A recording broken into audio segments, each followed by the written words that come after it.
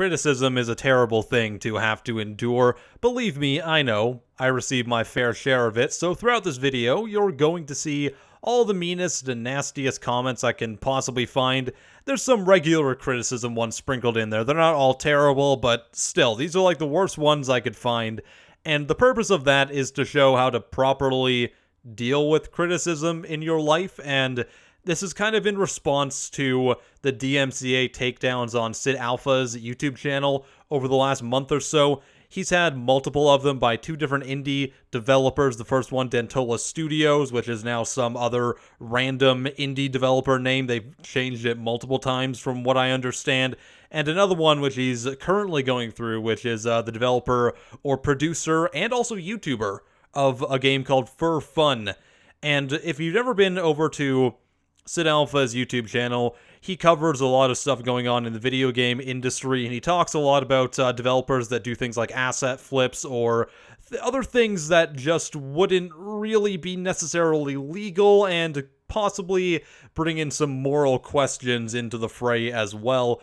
And because of this, we've seen it before with plenty of YouTube channels in the past, like Jim Sterling, like I said, and Total Biscuit, whoever else, all these people that have had DMCA claims. We can see what happens when these developers or others don't respond well to criticism. I've been extremely lucky in this, where I've never had a DMCA claim due to this, but I have had them before. LucasArts gave me one. That was a whole stupid scenario. But nonetheless, I've never personally experienced it, but what I've been seeing over the last few months is really concerning. So let's talk about criticism and exactly why it's not okay to take down someone's video when they bring up these topics about your game. I understand that these developers, they want to silence people when they're saying disparaging things about their video game, about their passion project, and possibly even outing them for things that they may have knowingly done that they knew were wrong. Things like using soundtracks from other games in their game, or taking assets from the Unity web store, or even an entire test version of a game and trying to market that on Steam Greenlight.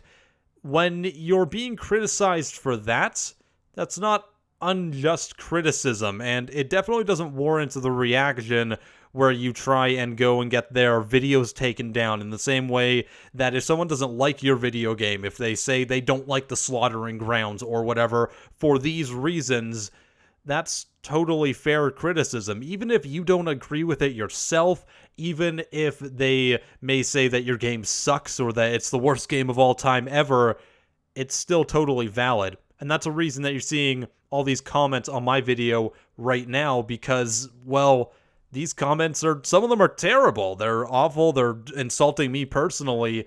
However, as much as I dislike them or I disapprove of them, they still have a right to exist, and I may hate it, I may think it's absolutely terrible, but I'm never going to remove those people's ability to voice their opinions about them.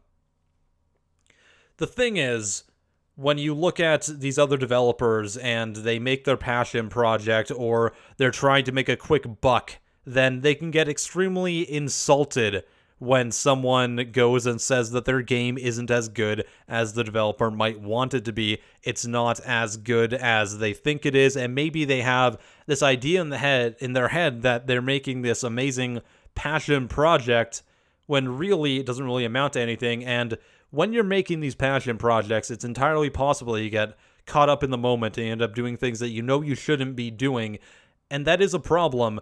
But these indie developers that are doing these DMCA claims, the small amount of indie developers that are doing this, because 99% of them are still great and everything, these people, they get so caught up in what they're doing.